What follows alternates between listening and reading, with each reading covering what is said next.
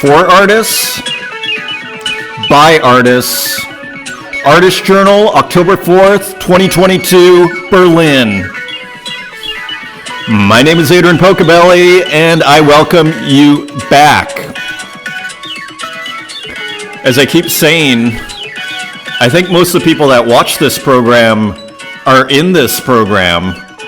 And you know what? I wouldn't have it any other way. That is the best. And I was thinking to myself in the shower, as, you know, all the thoughts seem to come when I put the shampoo and I start scratching, you know, putting, and the blood goes into your brain, and all of a sudden all the thoughts come out. And I was thinking to myself, is there another show in the world like this? You know, just a open, friendly question. And I don't know. Not that I know of. Usually it's some TV presenter or some curator that's read too many books.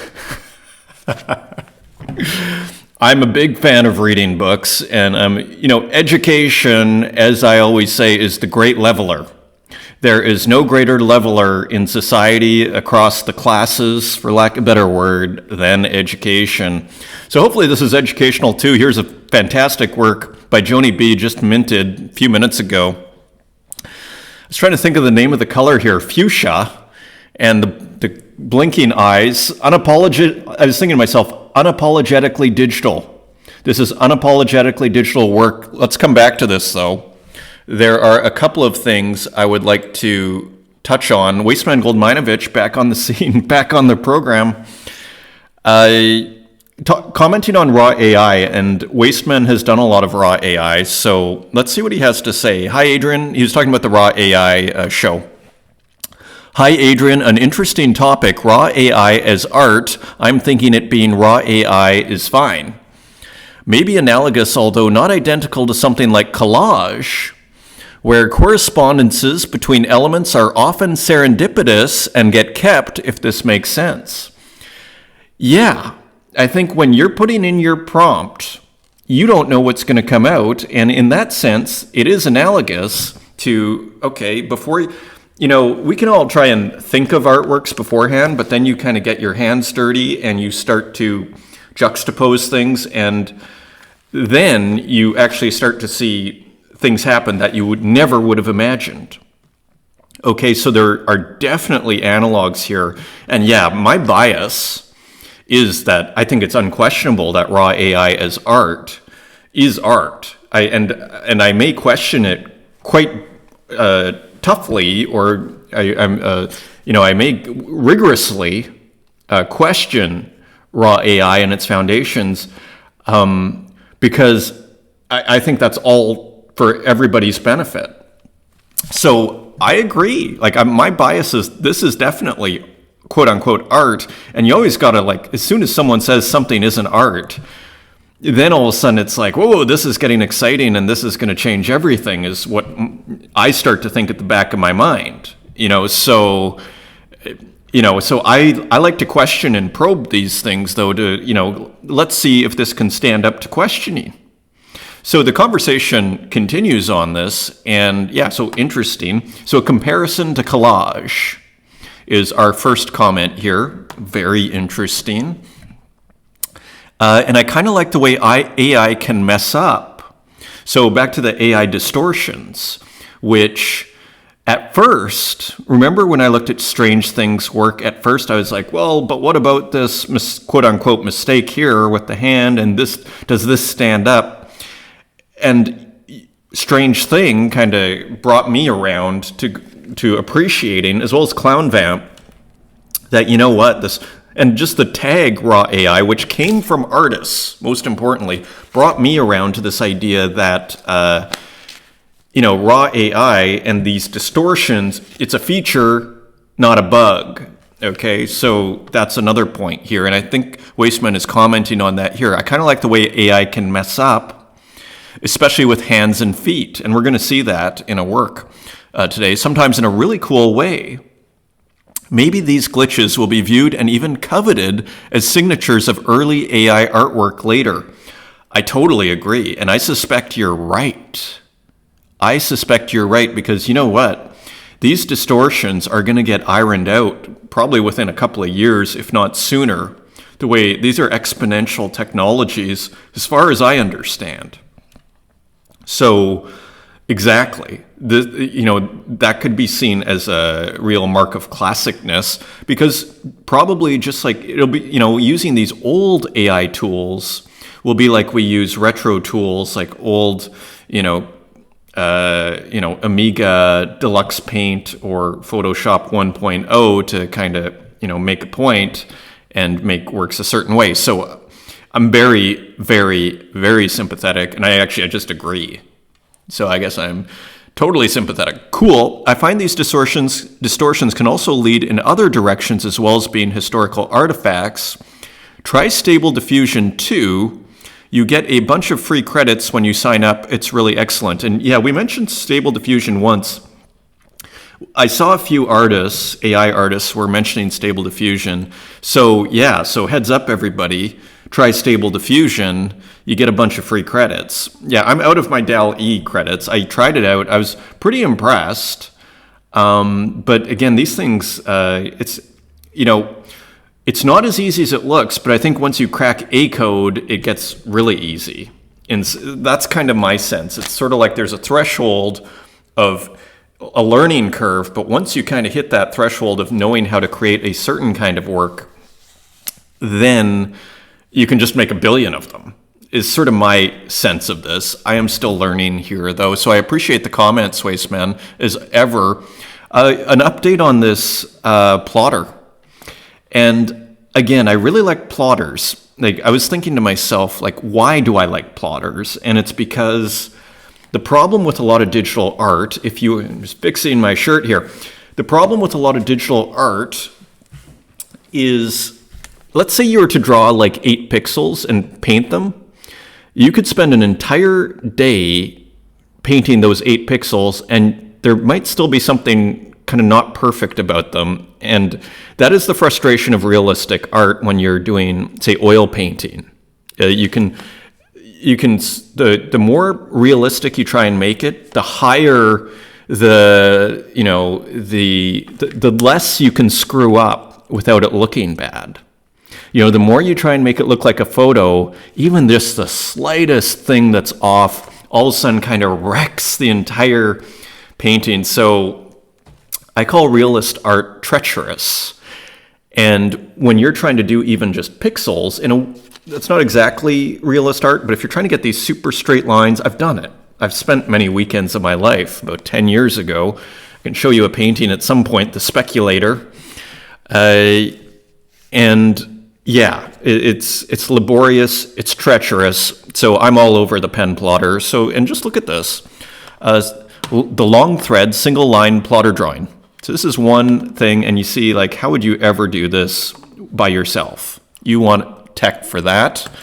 So interesting. I thought this was just kind of funny, because we've been looking at Eddie Tree's AI impressionist works, and this is a real impressionist work, quote unquote, real, by Vincent van Gogh of Dr. Gachet's wife, I assume, or sister, Marguerite Gachet, at the piano, 1890. We saw a work by Dr. Gachet maybe 10 or 20 episodes ago. And what's funny about this is when I saw this on Twitter and it first just kind of hit my visual field, my first kind of reptilian reaction was, oh, a new work by Eddie Tree. But in fact, it was Van Gogh. So I just thought that was kind of funny. Let's go back to this Joni B work. So An Art of the Present. We are back to this idea, unapologetically digital. You cannot make this work as an analog painting. There is a blinking eye here, and with a phone and a laptop, and basically nothing more.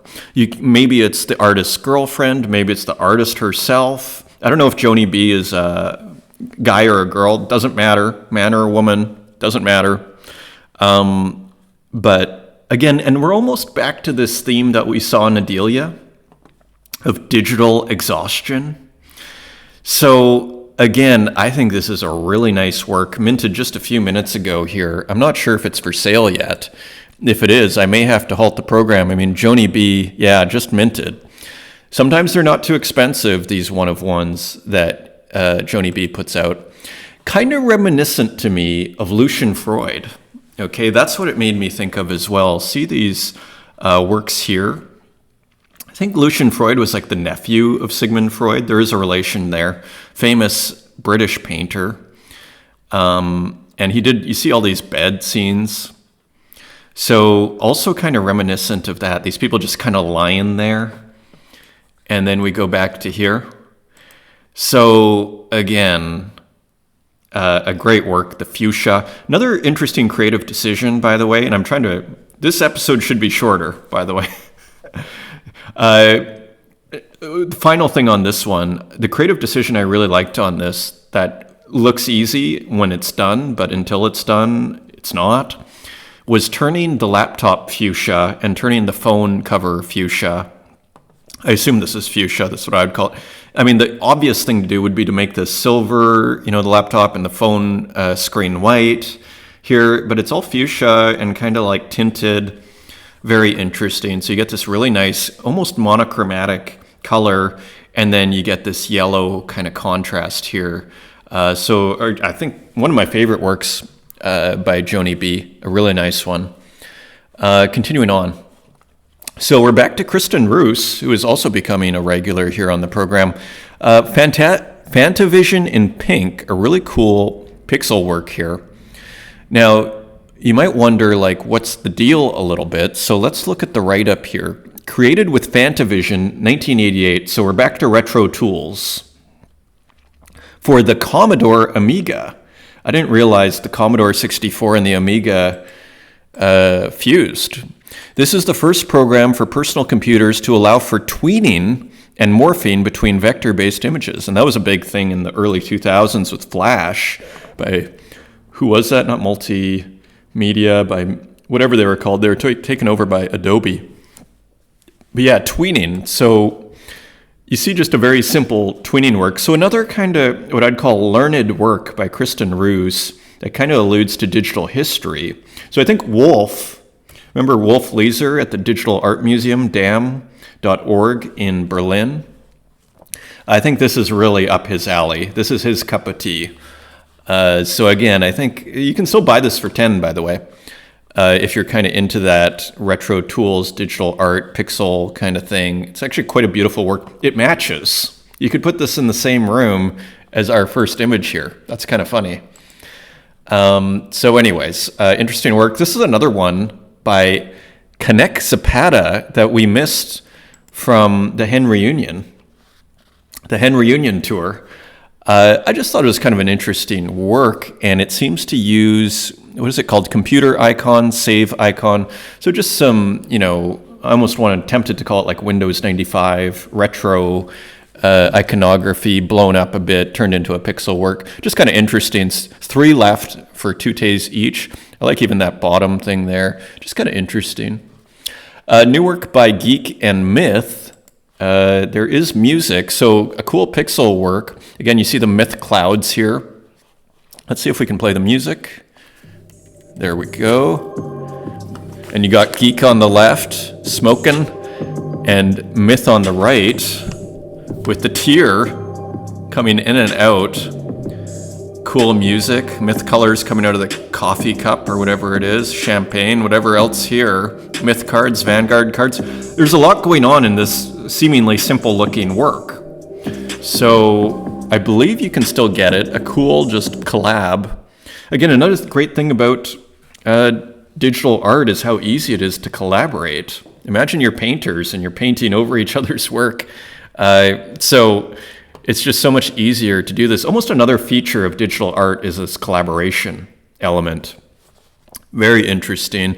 So by Geek, still available for 6 Tezos. Pretty reasonable.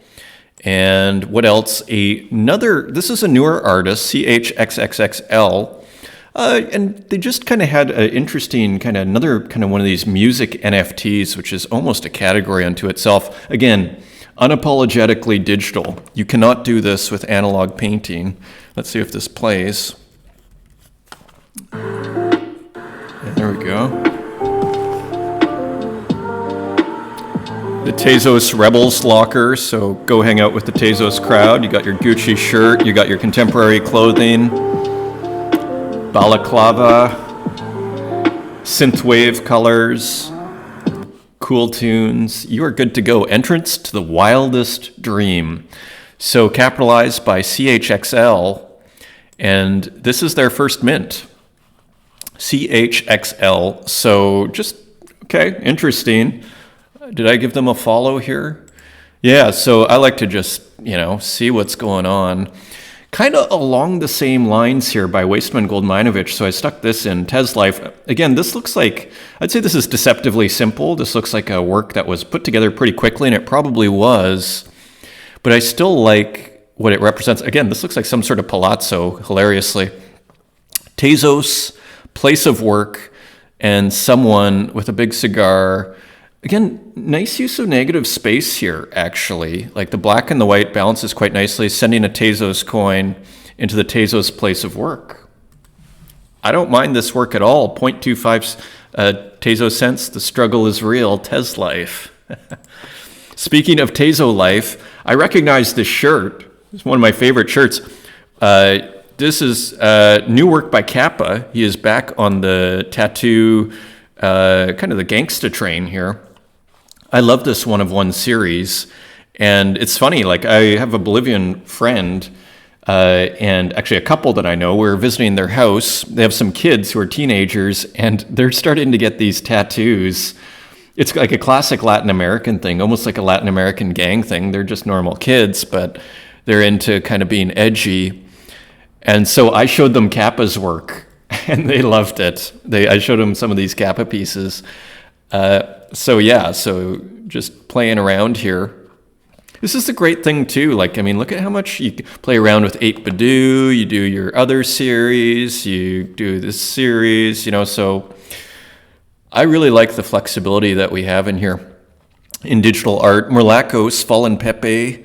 So it looks like a reference to Icarus and mythology. So, Morlacos play on Icarus, again, with his clouds from the sky, and Icarus, of course, the Pepe is falling. And the myth of Icarus is out of Ovid's Metamorphosis, where, it's an older myth than that. It's an ancient Greek myth, but Ovid is probably the most famous teller of the Icarus myth. And who is Icarus's dad? Isn't it the guy? It is the wizard guy. What is his name? The guy who builds, let's just quickly look, because you know what? It's important that we keep our literary references here. We need myth of Icarus. We can't be, Daedalus. Daedalus is the dad. Yeah, so let's look at Icarus.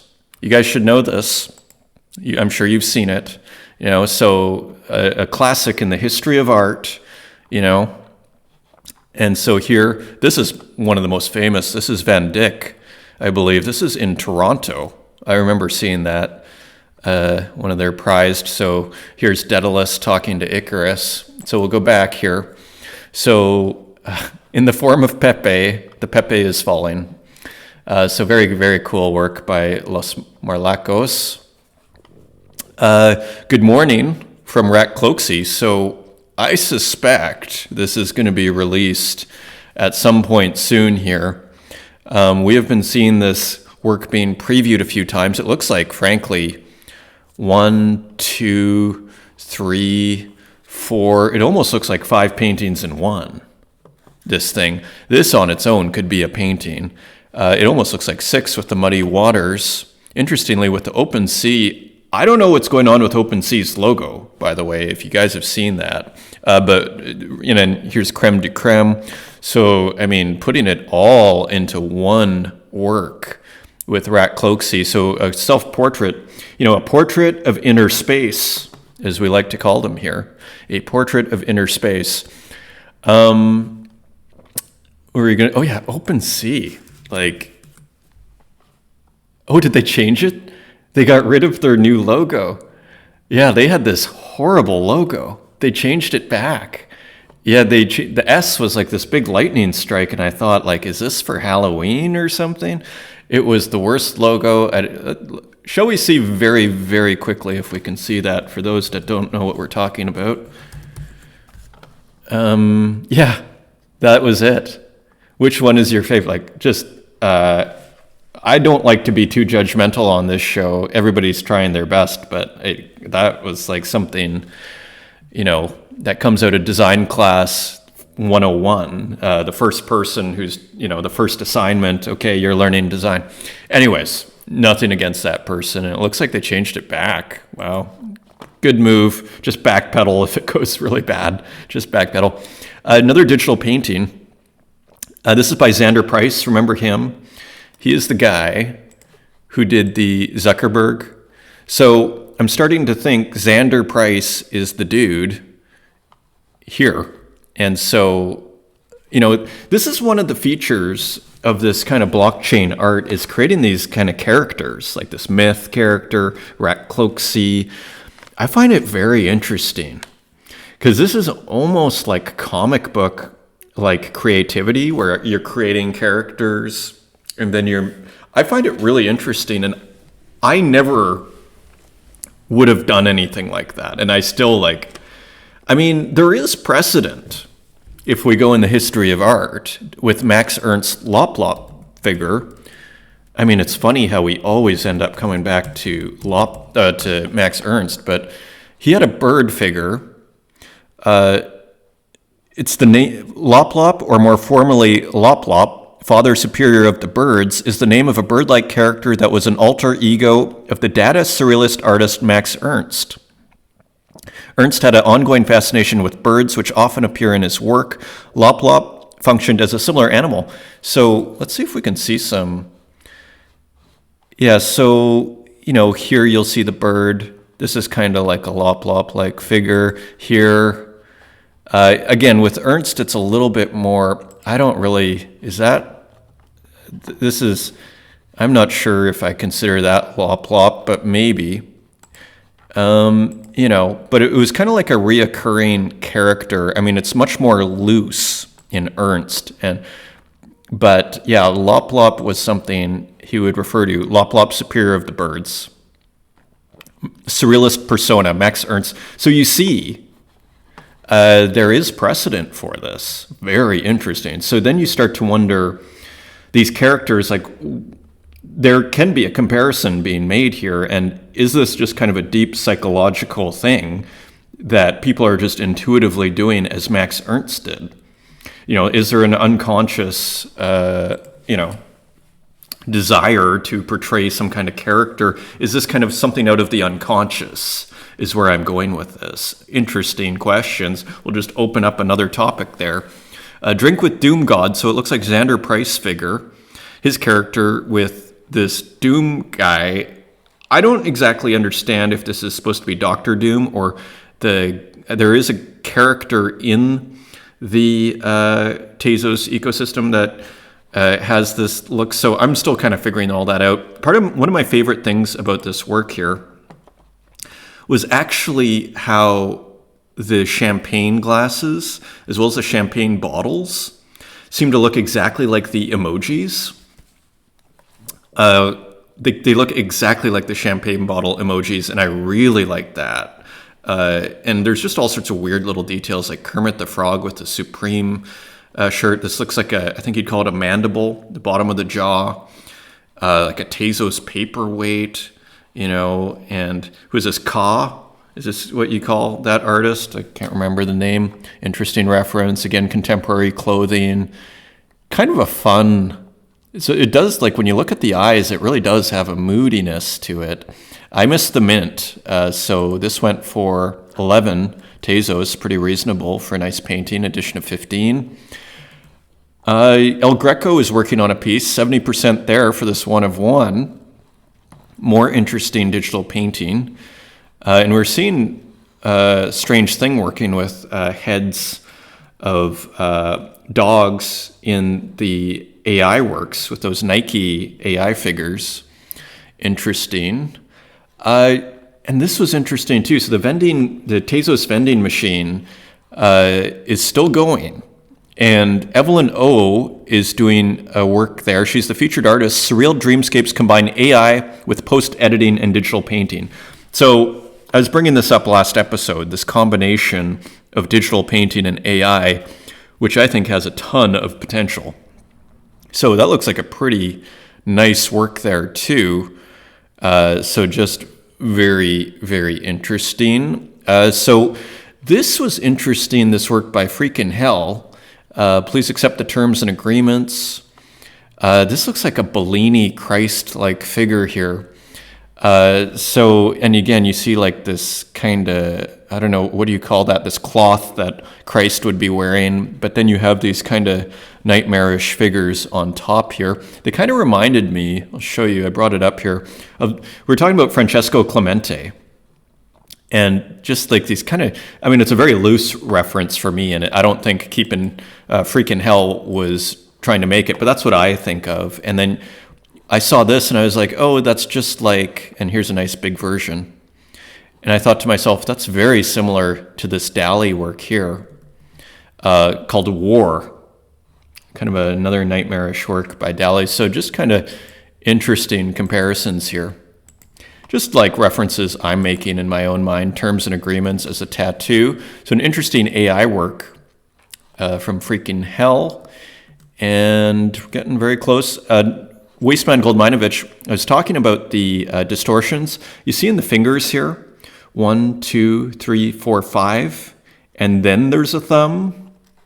Very interesting distortion there. And again, back to this almost Flemish-looking oil painting, very smooth kind of rendition here by Wasteman. And that's it. So thank you for joining me on today's episode. Until next time, take care.